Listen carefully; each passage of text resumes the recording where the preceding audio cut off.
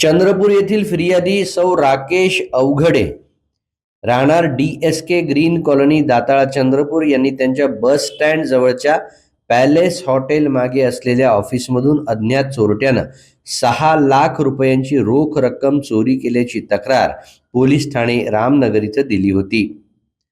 त्यानुसार गुन्हा दाखल करण्यात आला होता।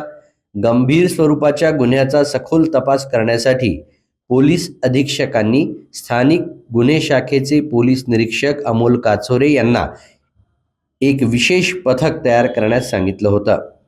या पथकानं तांत्रिक विश्लेषण, गोपनीय माहिती आणि अत्यंत कौशल्यपूर्ण तपासाच्या आधारे संशयित आरोपी वलेश कुमार हलबा उर्फ बुवारिया वय 38 वर्ष राहणार रेंगा कठेरा पोस्टे डोंगरगाव जिल्हा राजनांदगाव छत्तीसगड राज्य याचा शोध घेतला आणि त्याला छत्तीसगड राज्यातून यशस्वीरित्या ताब्यात घेतलं।